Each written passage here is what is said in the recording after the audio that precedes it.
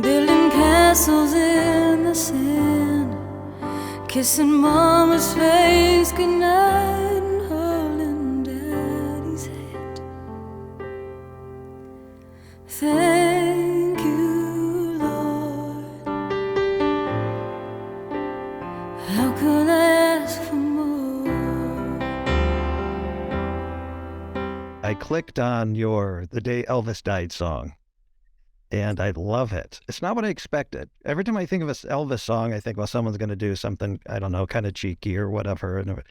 But it was it had your signature sound, kind of like the feeling and the thoughtfulness behind it. Thank you. You know, for me, that the nostalgia of that time and that era, and just there's a real, I think there's such an ache to the story of Elvis, and even though he became kind of a parody of himself toward the end of his life, but as we've seen with the Elvis movie, there was so much behind what was really going on in his life. And so I think I just, that fascination of why do some people just connect? And there's something so intriguing about that. But yeah, that just represents a part of history that's very nostalgic and has a lot of longing.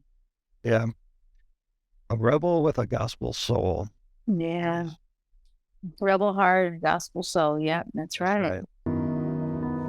Tears fell from the gates of Graceland to the Berlin Wall.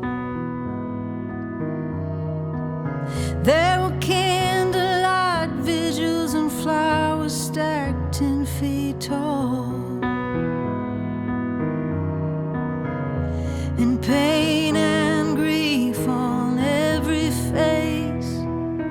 Somebody started singing Amazing Grace. He was blue suede shoes, he was rock and roll. A rebel heart with a gospel soul. Got him all shook up way back in 55.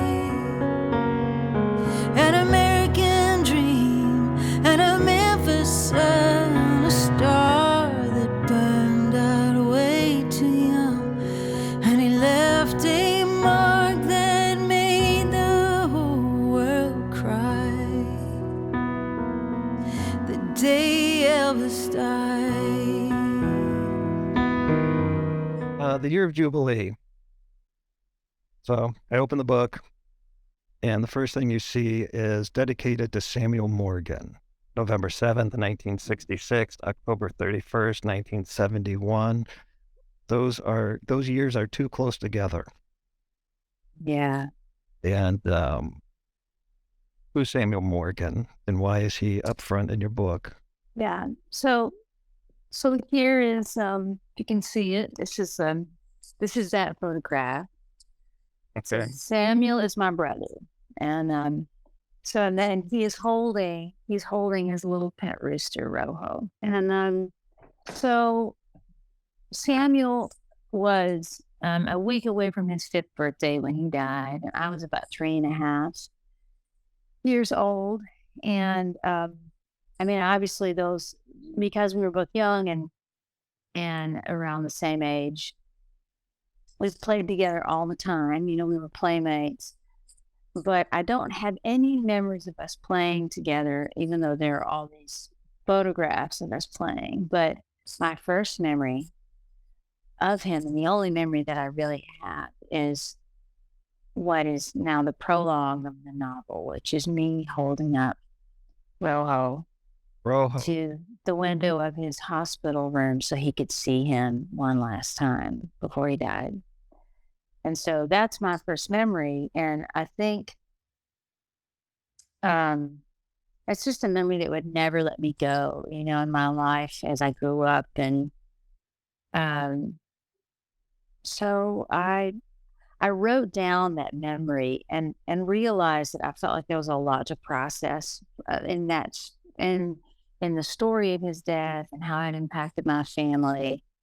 But I wanted to explore that in a fiction setting to where I could build a world, build a family that was not my family, but was in some ways inspired by my family, but in other ways not at all. And so that's why that picture is there. When you experience death at such a young age and somebody close to you, even if it was almost the pre-memory years, those are still the developmental years. So that becomes the person, and the loss becomes a part of who you are. And so it's coming out in a fiction book, but has it been part of your life story, your writing throughout the years? Because to me, I'm not a Cindy Morgan expert, but I always felt your music was actually a little similar in the feeling as to like the Amy Grant music, where it's almost a little sad but full of hope. It's not, well, minus the baby and stuff, but the melodic melodies are very thoughtful and heartfelt. And a lot of times I find that comes from somebody who, well, one's willing to be vulnerable, but maybe has something, whether it's in the back of their mind or who they are, whether they're talking about it or not, but something that they're dealing with, or is, well, that's real art, right? It comes out in what you do. Yeah, I mean, I agree with you in that. I think those early memories and those early experiences, and if there are traumatic experiences, I think, or trauma on top of trauma for a lot of people, that I mean, that is going to steer your life in a certain way, or the way you express things. And I think that was certainly the story for me. Like growing up under the umbrella of the death of my brother, and it impacted the way my parents moved in the world, the way they interacted with us.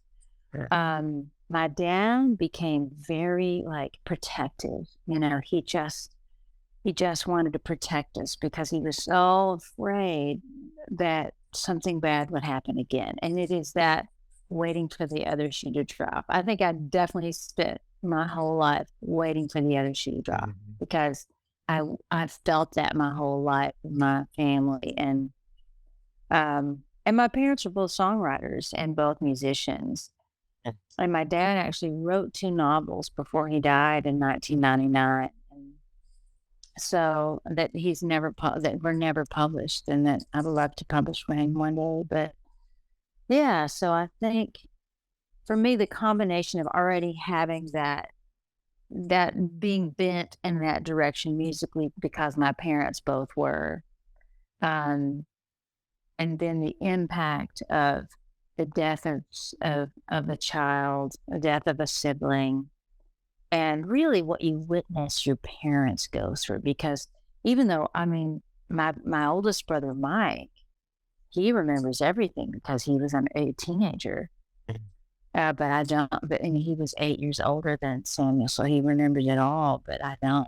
And so, but I remember that. But I think I just remember my dad being, and my mom definitely tried to bring in some faith healers to heal Samuel, which didn't work. And that left her feeling like she had failed in some way. And then how does that impact your faith? And so I really wanted to unpack all of those things that my family has really lived through, but in a fiction setting. Yeah. The Year of Jubilee, fictional, but autobiographical. Semi-autobiographical. That's right. Yeah. Yeah. So in that setting, do you think that this would be, has it been kind of therapeutic for you to actually sit and go through the memories and kind of recreate them in another world? 100%. And Ken, I've worked on this book for so long. Like I wrote the prologue 17 years ago. Wow. And that's changed almost. I mean, I polished it up a little bit, but it's almost not changed at all. But I've really worked on the novel for 10 years. It's 21 drafts of rewriting it and rewriting it and rewriting it. And I wanted to create, I wanted to have plot points. It is a work of fiction that there are tons of things in the book that never happened in my life, or my family's life. But it's inspired by some real characters. There are even some names that I kept as in honor of people who passed away, or in honor of people that I loved. Like Miss Adams, who is a teacher in the story, is based on my 7th grade literature teacher, but I borrowed the name from a teacher that was a teacher for my girls that they loved. And so that's, it's kind of fun to do that. And then, but back to your point about it being therapeutic, I really think the reason it took me so long to write it is that I don't think I had the tools that I needed. I did not have enough empathy in my heart for certain parts of the story, certain people in the story. I didn't have enough empathy to write those characters in the way that they needed to be written so that they would have complexity. Because there's nothing worse than, a paper thin character that just feels like a stereotype, and it feels like they don't come alive. So I think it took me a long time to learn to do that and to feel it. I had to. I think I had to have some love for my least favorite characters. I had to love the ones that were easy to like, so that there was some speck of humanity in them. What brought you to a place that you felt like you had enough empathy?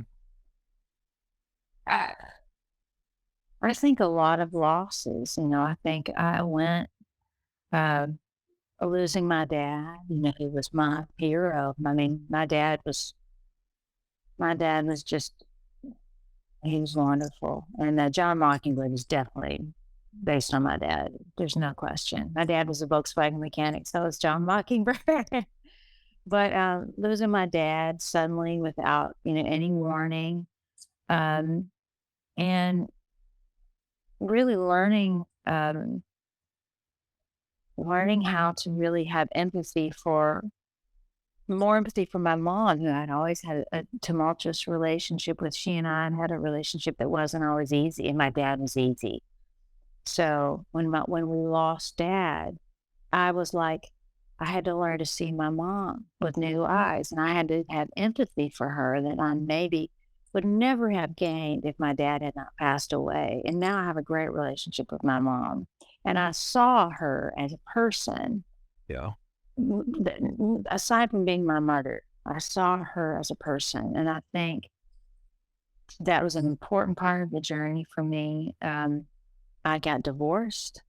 That was tough, and I think anybody who's gone through a difficult divorce, and what divorce isn't difficult, so they're all difficult. And even if you're decent to each other, it's still something. It's a death, and I think the more difficult things you walk through in life, it just gives you more compassion for people more understanding to go, oh wow, my eyes are open now. I get it. And I think I didn't have enough life experience before.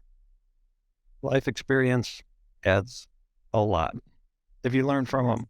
Some of the most trite things are so true. You get bitter or better, hurt people. And once you've been hurt, you realize maybe they weren't so grumpy. Maybe they just had a lot going on that I hadn't yet, that no perspective. That's right. Yeah, that's right. That's why the old are wise, right? Mm-hmm. We're not old. What is that? What is that saying? Too soon old, too late. What is that saying? I'll have to look it up. I don't know. Too soon old. Too soon old, too late wise, or something like that. Yeah, I recently read How Could I Ask for More, just to get a feel of you. And I don't know, I felt a camaraderie a little bit. It's like, that sounds a little morbid, but it's not. I would do stuff like that. You talked about spending hour for a devotion, reading the obituaries. But explain why you would do that. I totally get it. I mean, I think that there's something about when someone has gone and you see what's left behind, what kind of trail they've left behind. It's sobering. I think I did it because I've always been so afraid of death. And so there was something about reading an obituary and facing it. You know, they say that the only way to kind of overcome fear is to face it. And so you make peace with death. You make peace with the fact that you are going to die. And I think reading the obituaries and seeing these people who live these like small lives and and that people who are mourning these people. I don't know this person. I don't know their life, but you get the truth about someone. You can kind of see the nutshell of a person's life in an obituary, and it's kind of sad, you know. Yeah. Especially like in that book, I was talking. One of the obituaries was about Hollis, who was the young cross-dresser that lived in a small town that I grew up in, small southern town in Kentucky. And when I read his obituary, I thought, oh, that's not enough. That is not enough. There's so much more to his story. And because my dad he would be pushing his little bike along the side of the road, and this road that had no shoulder, and this, you know, like super dangerous little secondary highway. And my dad would pull over and say, oh, Hollis, you're going to get killed. Put your bike in the back of the car. He would he'd be having a dress on over his jeans, makeup. And I would sit there in the truck bed looking at Hollis and his like eyeshadow and his eyeliner. And I thought, I love that my dad picked this guy up, you know, and he was a sweetheart, and everybody in town knew it and knew his story, knew he struggled. And so when I found out that he had died and I found that obituary, I thought, oh, that is no, that's not enough. There was a lot more to him. Well, other people try to sum up who you are in a nice way, in a nutshell, but you know, if you had the chance to write your own, what would that say? I don't want to freak you out. I guess we're getting a little off track here. It's okay. It's all right. But yeah, so I think about the time you started your career and you look back at about that time, your first album and your ambitions and your goals in life. It's career, it's ministry, it's all these things. And not that we're sitting at the end of our lives, but having lived careers, if you could write down, what was my life worth? Why was I here? Or I think maybe even when people feel like they had a calling or a mission to do in life, and then you're looking in retrospect and you're there and you're like, did I do it? Yeah. Or what wasn't that mission? Because sometimes you look back and it wasn't what you thought it was. You did have a mission, but not what you thought it was when you're 20. Oh yeah, 100%. Well, I love that question. That's an amazing question. You know, I think about my dad. He lived a small life. He lived a small life, and he kind of gave up a shot at being a recording artist, and it could have been, but he gave it up to be a stable parent. And I think first of all, both my girls, they love Jesus. Okay.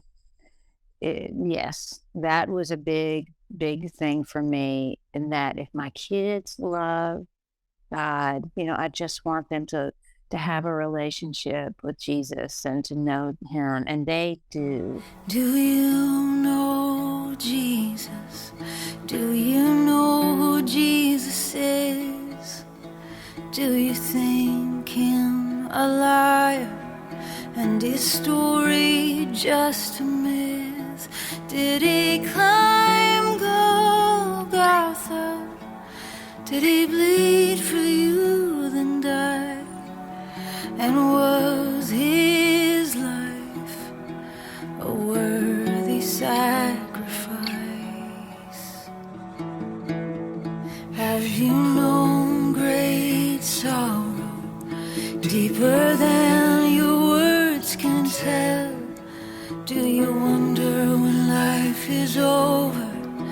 Is there heaven or is there hell? Do you long for comfort? Do you aim but always miss? In the quiet stillness, do you know who Jesus is? Come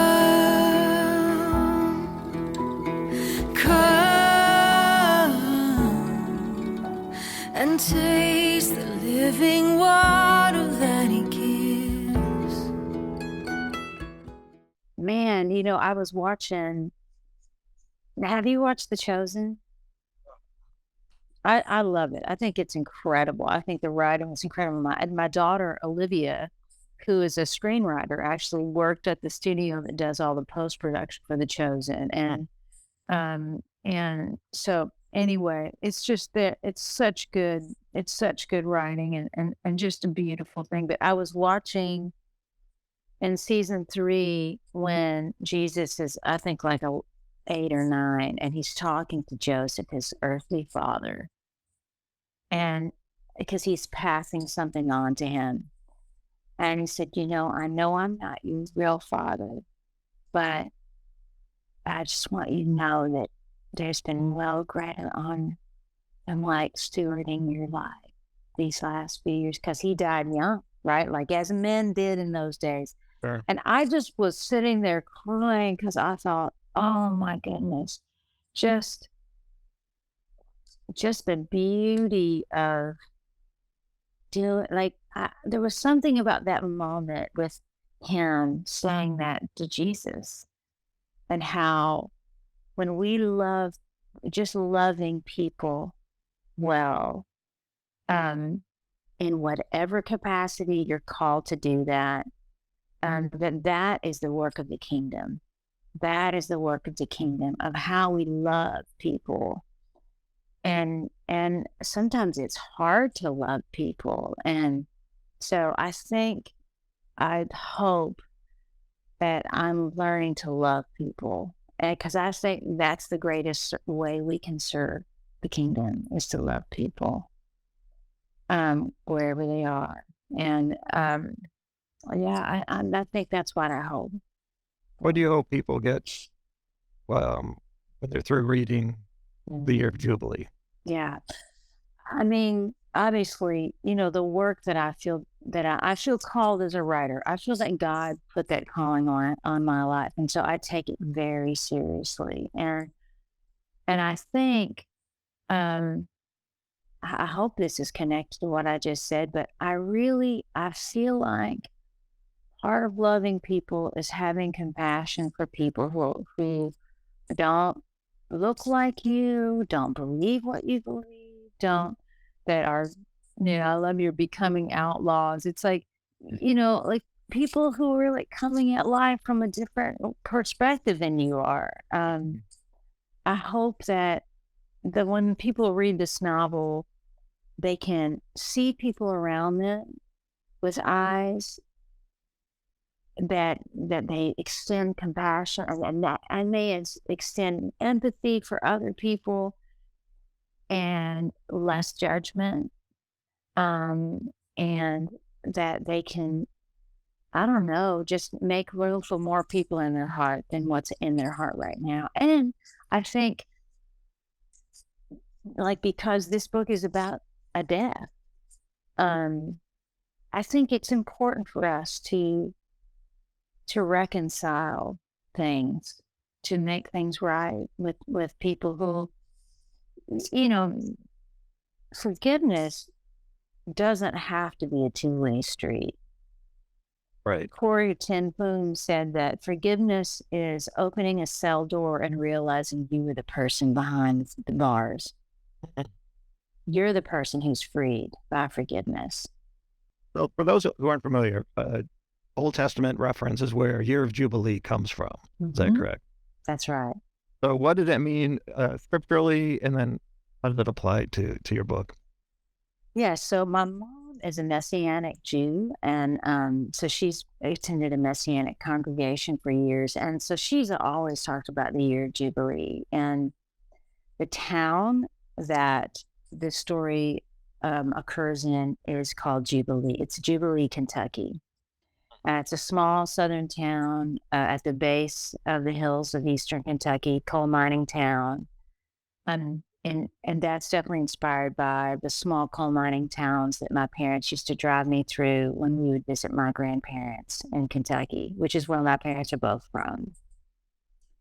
So the year of Jubilee on the Hebrew calendar, in the Jewish calendar, is the year when slaves are freed and debts are forgiven. It's kind of like a clean slate year. And as I thought about the book and about just this, because forgiveness is a huge part of the theme of the book, and also about personal freedom.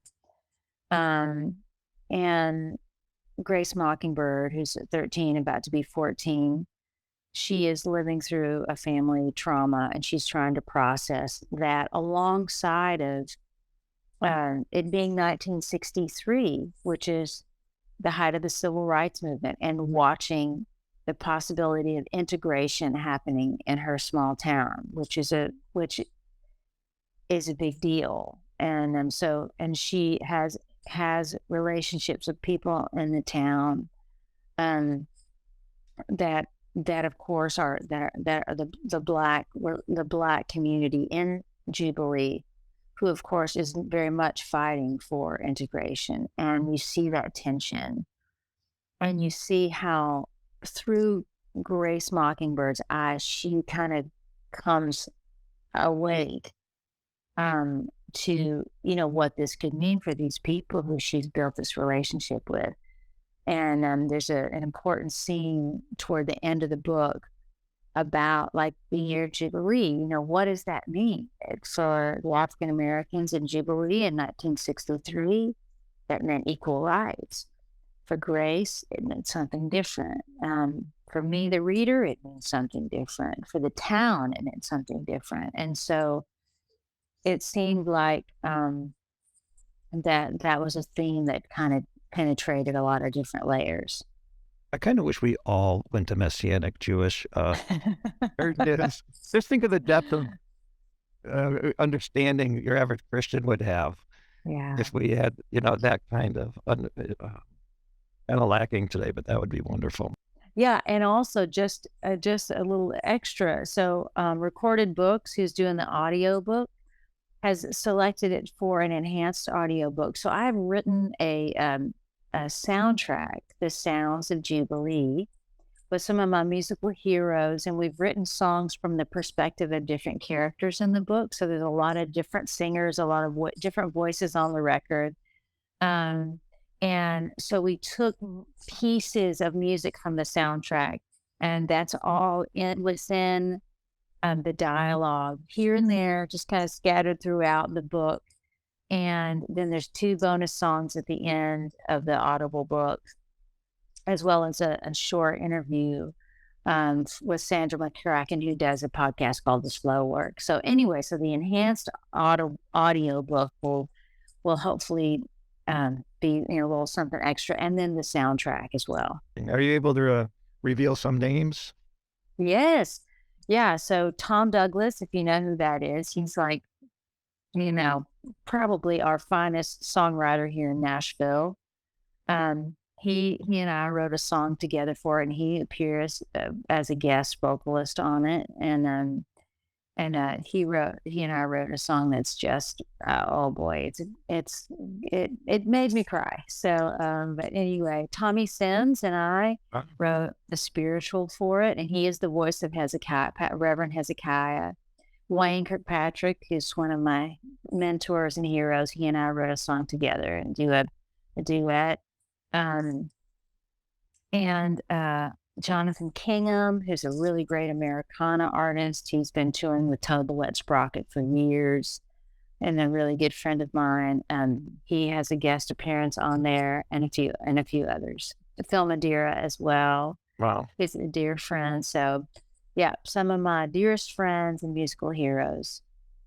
One time I got to watch Tommy Sims work. We mentioned Eric Champion. I was there Well, he was recording one of his albums once, and Tommy Sims was mixing it. Like, that's a cool dude.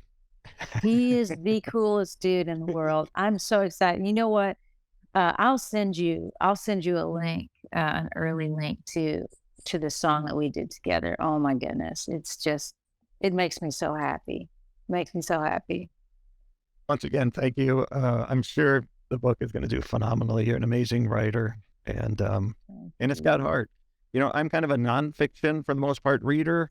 You know, a nerdy documentary kind of watcher on television. Me too.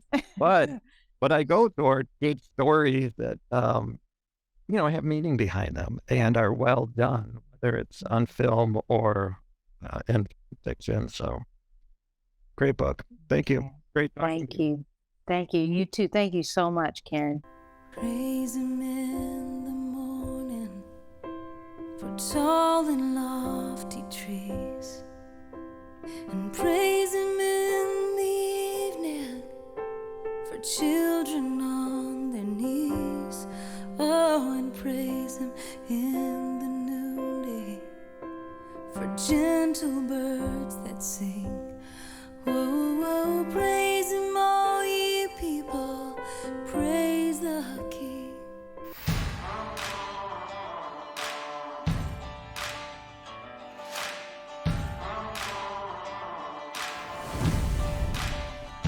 Great interview. Great interview. You asked me questions no one has asked me. In 30 years, no one has asked me what my obituary. Oh, I was like, Right. woo.